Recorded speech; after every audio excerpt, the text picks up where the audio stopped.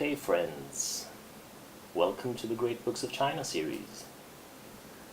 This time I thought I should stop talking about Han Yu for a little while and instead do some general observations on Confucian values, because he's of course a part of the history of Confucian values, so I thought that this would come in handy at this point. And I can start by saying that the subject, of course, isn't easy to summarize. Confucianism has never been a really strictly defined set of ideas, or rather it's had many definitions throughout the ages. And you could say that that's especially true now, when the sort of living connection to the Confucian literary heritage is increasingly tenuous. So there was a time, not so long ago, when the Confucian classics were still the cornerstone of any Chinese or East Asian education. And this, in our more enlightened times, is of course no longer the case. But this means that in our times, Confucianism is a sort of ghost. It lingers on and it continues to shape people's perceptions and value judgments, but it's no longer grappled with straightforward, at least not among the widespread populace. And at the same time, Confucianism is nowadays the subject of various attempts at cultural revivals in the Chinese-speaking world, which is a development that sort of passes unnoticed in the West, of course, in the same way as most things do that have to do with China, which is quite impressive, of course. Most of that is, I would say, caused by the Great Firewall of China, erected by the Communist Party around the Chinese netizens. It really accomplishes a lot in terms of severing the Chinese cultural sphere from the great conversation the rest of the world is having online. And at the same time, there are still parallel developments that sort of take place in China as in the West. So just as there is a sort of traditional revival going on in the West, or showing the first signs, there is a kind of reaffirmation of the traditionally Chinese values taking place in China. But of course, as everything that's taking place in the Democratic People's Republic of China, cultural movements are instituted by fiat from above. So in China at the moment, to summarize, you can say that there is this, it's been going on for like 30 or 40 years now, there's this great political transition going on, through which extreme socialism is metamorphosing into extreme fascism. It's one of the most fascinating developments on the planet, and I think the whole magnitude of it is almost never recognized for what it is by anybody in this sort of China-watching business. What's fascinating about it is that it's the same party that's presiding over the whole business, of course. The venerable Communist Party of China, the CCP. So we've seen the party emerging from the absolute planned economy communism in the 70s, and then having a brief flirt with Western liberalism in the 80s, and then metamorphosing into something resembling market capitalism in the 90s, and then this turned into sort of outright state capitalism after the financial crisis, and now it's finally shedding the last husks of Marxism. And after the ascendancy of Xi Jinping in 2012, it's starting to turn into complete nationalism. So Xi Jinping is sort of the boring version of Adolf Hitler for our times, you could say. And if you extrapolate from this development, I would say there is some sort of fascist empire to expect. But I'm not going to spend this video making that kind of predictions. So suffice it to say that Xi Jinping, being a nationalist president, has a very consistent program for cultural revival in place. So the nation, it is decreed, shall turn back to the ancient roots of the Chinese civilization for spiritual nourishment. And this happens to the degree that even my niece-in-law, who's a little darling of 6 or 7, who just started elementary school, she's actually required to memorize traditional pedagogical material like the 3 character classic, San Zi Jing, in her school in Jiangxi PRC. So the Cultural Revolution, you might say, has come full circle. Now, to get back to Confucianism, the thing about this is that Confucianism, as it is today, is an extremely vague concept. So in the framework of this general cultural revival, it's a positive term, of course, but very often it means nothing more and nothing less than simply traditional Chinese culture. And since traditional Chinese culture, to many people even in China, means like dressing up in a qipao, eating fish at New Year's, giving overpriced ginseng roots as presents, and so on, we can be quite sure, I think, that the whole state-sponsored cultural revival going on today is just another sham, more or less. It's intended to program people with a sense of obedience to the state. And if you've read anything about Confucianism, you know that obedience and respect for authority incidentally are the virtues that are most consistently attached to the label Confucianism, which is, well, it's what you get from being state ideology for 2 millennia, I suppose. And it's not really surprising that Xi Jinping thinks that the old war horse can do a few more turns on the battlefield. But apart from being a tool for bringing up obedient boys and girls, I thought I would try to sort of present you with what I have learned to believe is the true essence of Confucianism. So take this for what it is. It's my view on the subject. And I'm going to use as my basic material here a passage in the ancient text, The Great Learning, 大学, which I see as the sort of essence of Confucianism. And it goes like this. When the ancients wished to manifest their bright virtue throughout the whole world, they would first bring order to their countries. Wishing to do so, they would first make their families harmonious. They made their families harmonious by first cultivating their persons, and the cultivation of their persons began by setting their hearts straight. They who wished to set their hearts straight would start by being truthful in their intentions. Having truthful intentions came from awakening their awareness. Awareness is awakened through the observation of things. So this is, as you can see, a very compact text, and I'm going to spend this video going through this in some detail. So it traces a whole path of spiritual growth backwards, as you see. So it lays out every step that is necessary in order to make one's bright virtue manifest throughout the world. So we should make no mistake here. What is actually laid out here is quite blatantly a program for domination of the whole world. So it starts with the assumption that every moral individual wishes to achieve as much influence as possible in the whole world. And now, as far as I'm concerned, this is exactly right. That's exactly how it is. I think you can assume that as a general rule about people in general, more than 99% are extremely motivated by power and status. For some of you listening, this will be obvious.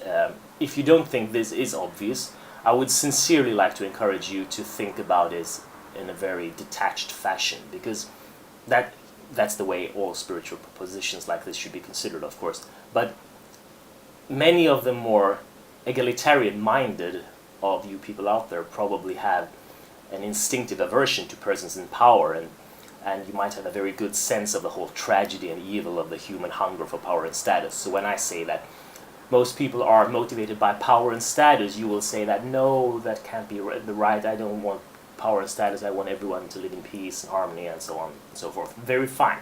But think about it like this. Every proposition like this should be, you should think about it. What does this mean if it was true for me? What if this was written for my own?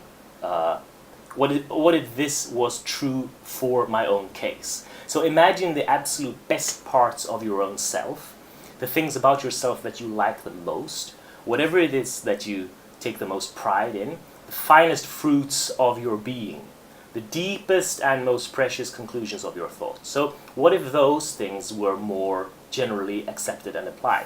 What if you could do something in order to spread that goodness around on a vast scale? If you could sort of transplant your insights of harmony and beauty into every soul you came into contact with, and thereby you managed to change the world for the better.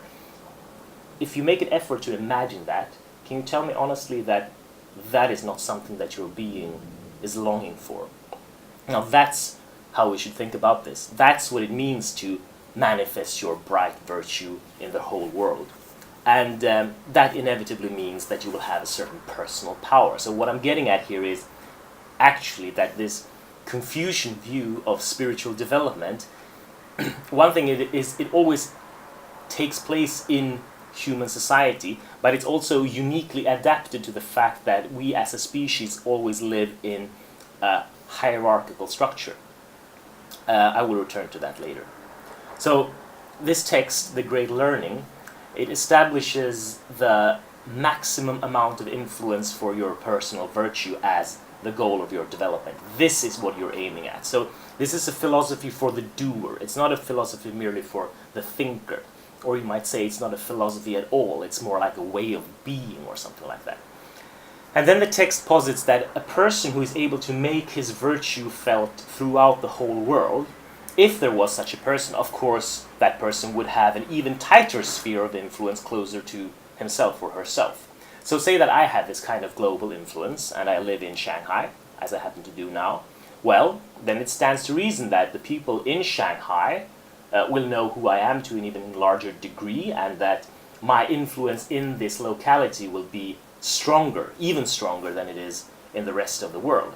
And then you go one step further and you can say that, all right, a person with global influence will, of course, be the head of his and her family. So that's where their virtue and their influence will manifest themselves even more strongly. And it's like, okay, yeah, you don't need to be a space scientist to figure that out. That's obvious, given the premises for this discussion.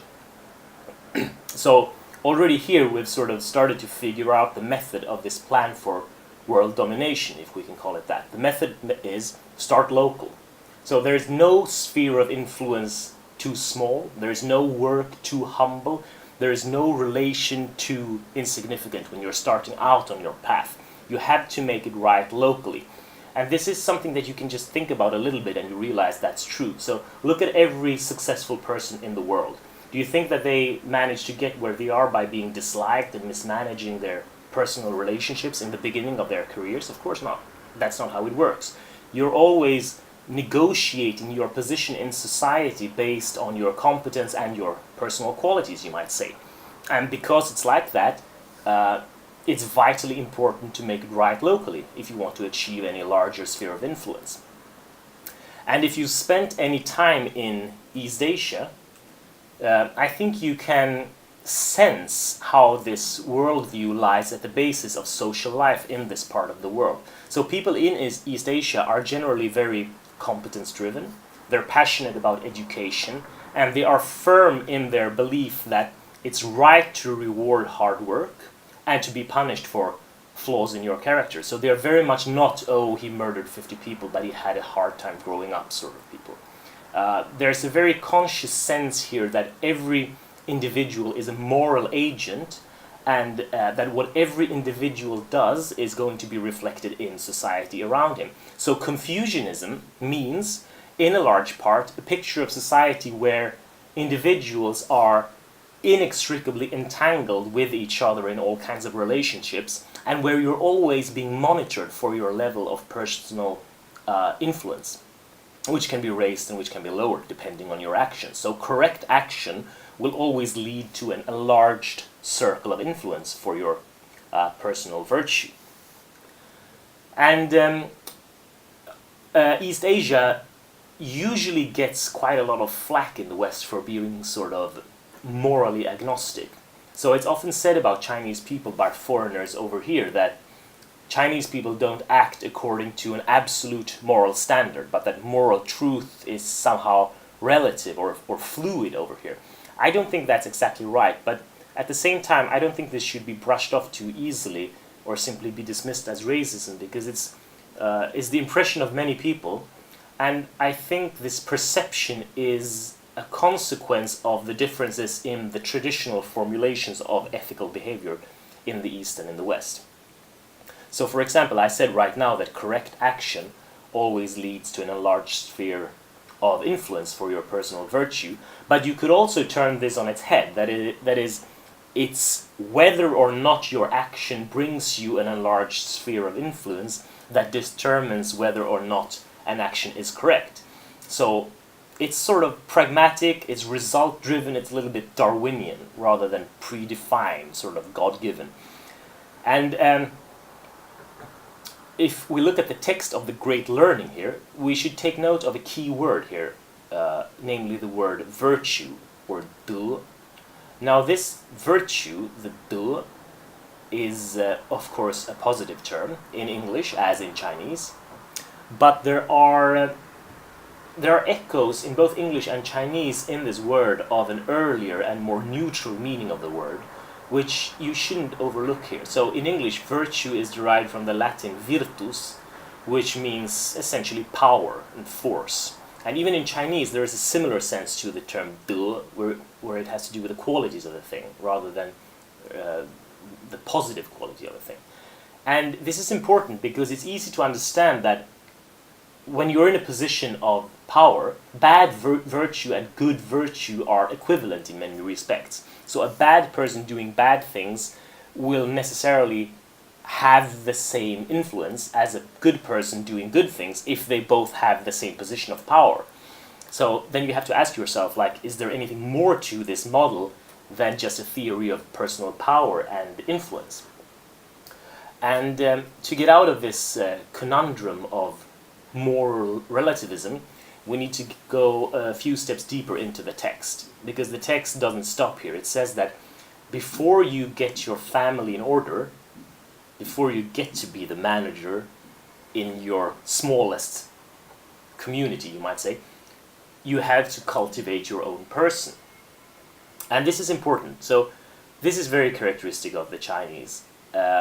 I think this is something that the East actually has the upper hand on the West in. So Christianity and Islam, the two main Western religions, put a lot of emphasis on the idea of accepting the truth, and then sort of secondarily, as a consequence, acted out in the world. But here in China, the emphasis on becoming a better person is absolute. So this means essentially that no person is more or less responsible for the well-being of the whole world than any other. It's like a religious duty to be the best person that you can be. It's your responsibility to make the world a better place or a worse place. And it all comes down to the quality of your own character.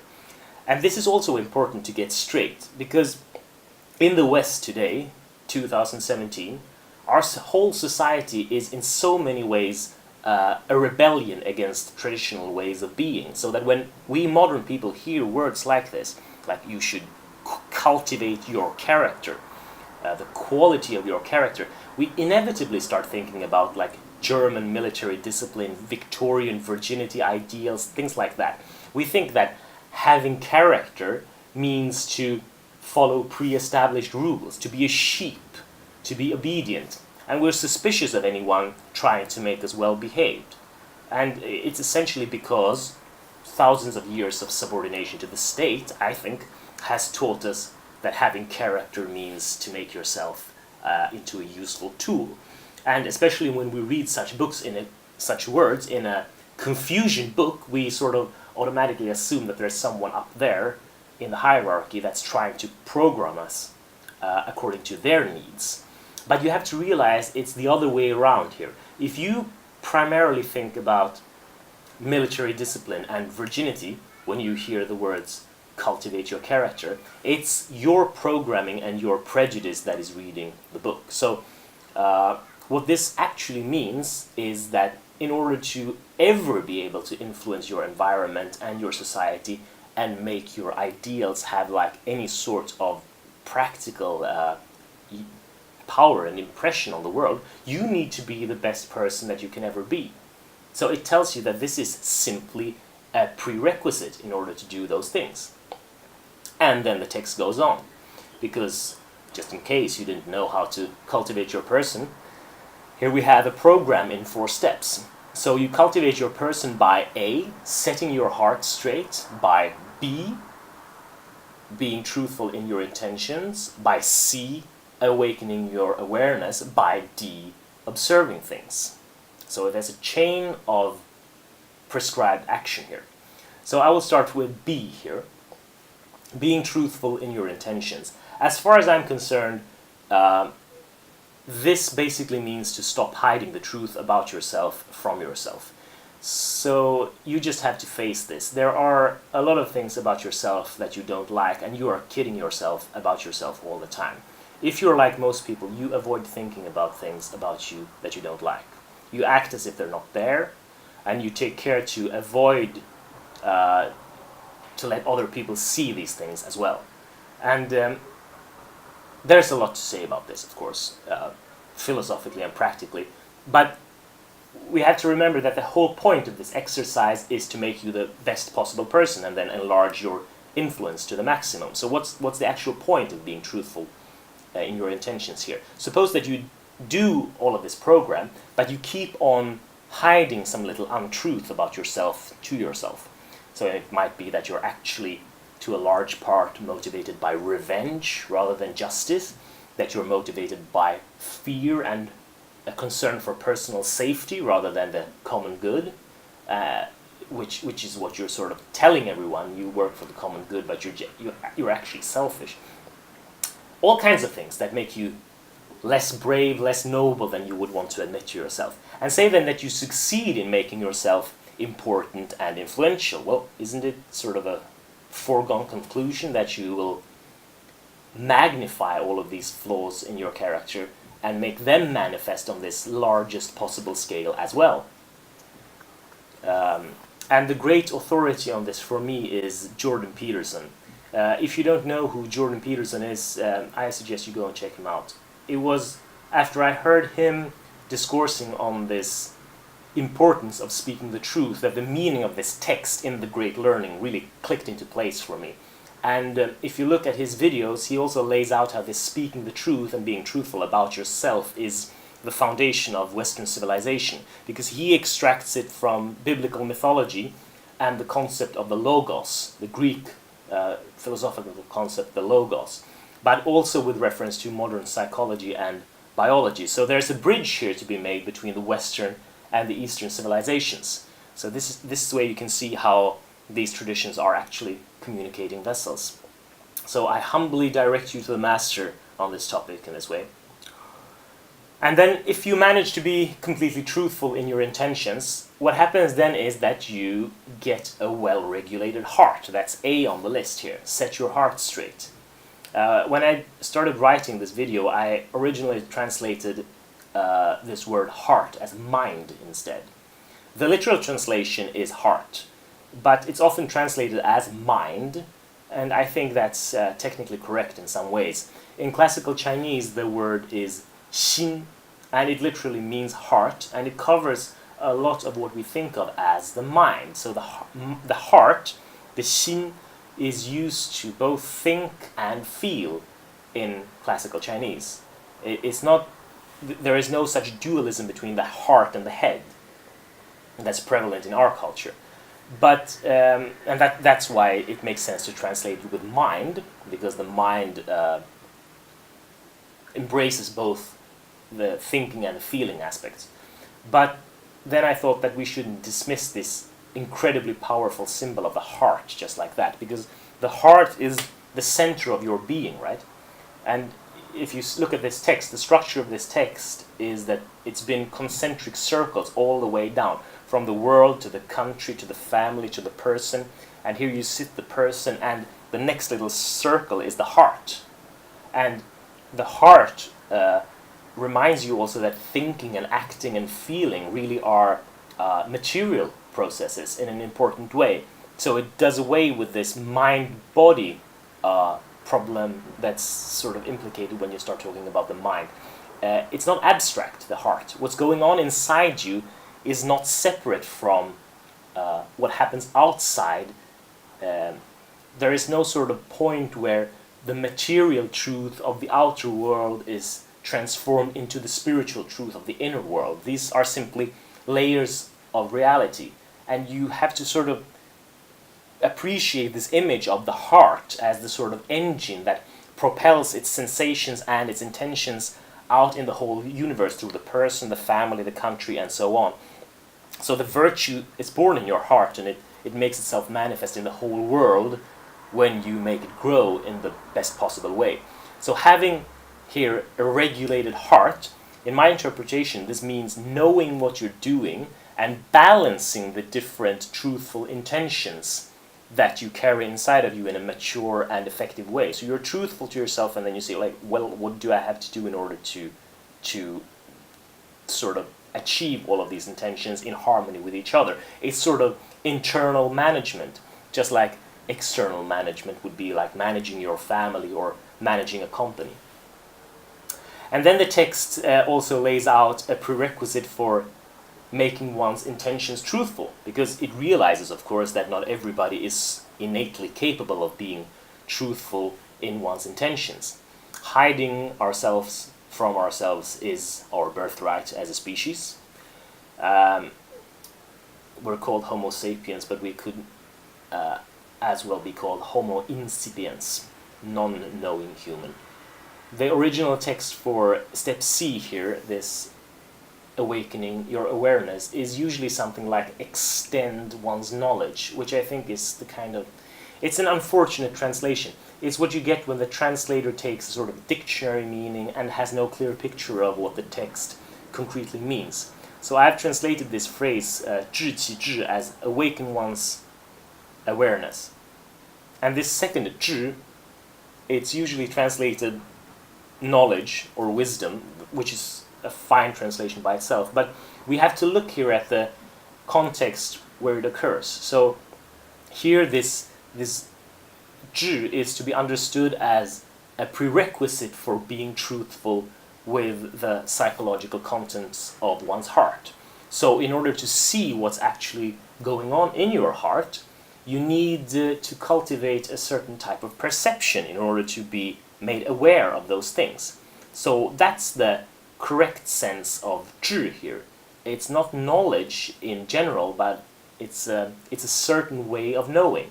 So the best literal translation you could manage here is probably something like putting that way of knowing into place. But it's very important that these things say something to an audience in the target language. And I think the problem with philosophical translations from the Chinese, and one of the reasons that Chinese philosophical concepts are so little known in the West, is that the translations are usually so extremely turgid. And it's exactly because they are so careful, the translators, to preserve the structure and literal meaning of the original, that they become almost impossible to read in English. So what you need here is this type of knowing, this type of knowledge, this way of knowing. It's a certain internal organ of perception, more or less. It's an awakened eye that lets you see the inner workings of your own psyche. Now, an awakened eye, it sounds very mystical, but it's not. What it means is simply that you have to get used to observing what's going on inside of you. And this is something that people have done for thousands of years. It's something that you can train yourself to do, but it's something that we usually don't train ourselves to do today. And all of our education system is sort of focused on drawing attention from what's going on inside you. It's focused on analyzing stuff out there. But we don't learn to discriminate and put names on feelings, sensations, thoughts, complexes in the mind, to use the mind to look at the mind, or use the heart to look at the heart. And that's the idea that's in the final step here, D, that you have to train yourself in the observation of things. And there's a rather mysterious little phrase here, this observation of things, 格物 in the original. Exactly what this 格物 means in this original context we cannot be sure of. But since the Song Dynasty, it's habitually explained with something like the investigation of things, and it can be internal and external things. As I've already made clear, I think that what this actually means is to simply observe what's actually going on in the world and in your mind. Because remember that this is supposed to be the most basic operation, you know? When you wish to make your clear virtue manifest in the world, then you have to do X, Y, Z, and then you end up with this most basic principle. So this is for anyone. This is like the most basic operation that the sage and the fool are equally capable of doing, you know. So the idea is that you open your eyes, you take a look at exactly what's going on without preconceptions, without prejudice. You learn to independently observe what's going on in the world, but also what's going on in your mind, and then you use this experience in order to authentically establish what your intentions are, and then you continue up this staircase. So in short, we could say that the answer to how to cultivate your person is to establish an authentic relationship to being. That's how I like to formulate it, because I'm a Heideggerian. And the truly interesting thing about this, and what I view as essentially Confucian and Chinese, is exactly the insisting on the unity of this whole process. So the goal of spiritual development is to make a difference in the world. Outer and inner development are not separate from each other. It's not the case that spiritual development means withdrawing from the world. It's the absolute opposite. It's implied in this spiritual development, in this model, that sort of spiritual development is a never-ending ladder. It's an ascending ladder. So for every level that you've mastered, there are new and larger challenges waiting. So for the person who has set his mind on the pursuit of virtue, there is never any end to the responsibilities to be shouldered and projects to be undertaken. The sky is literally the limit. And it's also implied in this model that there is a right way and a wrong way to achieve power and influence, because it tells you that you can't go about doing this any old way. As soon as you start mismanaging on any of these levels, you will immediately cause imbalances to the whole structure in a way that will make your personal influence weaker. And another thing that I like about this short paragraph, this is just a short paragraph of a longer text, The Great Learning, which is not actually that long either. But this short paragraph, it's just so psychologically cute, right? It's just start from the position of the depraved person who just wants power. You know, it's not like Jehovah's Witnesses, right? Like knocking on the door, like, do you want to know God? Like, why would I want to know God? I'm a depraved and deformed creature. There's not a shred of divinity in me. This one is not like that. It starts with the sort of basic thirst for glory that is in every human being, and then it shows that A, it's legitimate to strive for that. So it doesn't say we're evil creatures because we desire power and influence, but also B, that there's a certain legitimate path that you have to follow to get there. And it begins with having an authentic relationship to being, which is among the hardest things you can do, but then you will get your reward. And my intention here is actually to continue discussing some aspects of this in more detail in the next video, but I'll just say a few more things about this as a teaser of sorts, because this goes even further. And you could say that, the first thing is that you could say that for all of this to make sense and to be a constructive and productive thing to apply on the world, there has to be a hidden assumption of human goodness here, right? Because it just tells you, like, be yourself in the most authentic way possible and everything will be fine. So it seems like there is something like the Mencius doctrine of the good nature of human beings at the bottom of this. Because what if it wasn't? You know, what if someone established an authentic relation to being and then was completely honest in their intentions and then went on to make their virtue manifest on the largest possible scale, and they turned out to have been evil from the bottom up, right? That's a legitimate question. And on this theme, I would like to quote one of my favorite authors here, Ralph Waldo Emerson. On my saying, what have I to do with the sacredness of traditions if I live wholly from within? My friend suggested, but these impulses may be from below, not from above. I replied, they do not seem to me to be such. But if I am the devil's child, I will then live from the devil. No law can be sacred to me but that of my nature. And I think that the reason I quote this here is that there is actually no good dogmatic answer to this question. I think that the fundamental assumption behind the text in the Great Learning is not the faith of Mencius that the nature of human beings is good. I think the assumption is deeper than that. It's essentially an epistemological claim or a hidden assumption, and it's something that we as modern people really should try to take seriously. The idea is this: you can't claim any better authority for the truth than a path like this. It's a path that makes your deepest sense of right and wrong actually manifest on the widest possible scale. If that's possible, and you can like make the tiniest little seed grow into the largest plant imaginable, who will be that larger authority to say that this is right or wrong? What is larger than that? God? The state? The books you've read? There is simply no outside reference larger than this from which you could ever pronounce anything as right or wrong. So we should never think that a state or a religion comes before living authentically. I think instead that we must assume that every state not built on this foundation is corrupt, and that even God is only the personification or the objectification of this way of living and this our deepest nature. That's the way to get this whole thing straight. So, in other words, we have no real choice except accepting that our true nature is good.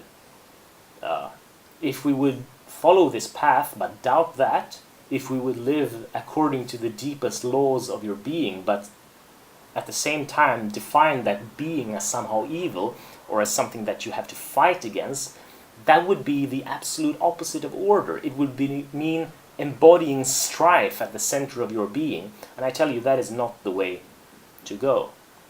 So as far as I can tell, this is the center, the essence of the Confucian way of life. For the things that I still have to set straight concerning this, I'll save that for the part 2 of this video. So thanks for listening, everybody.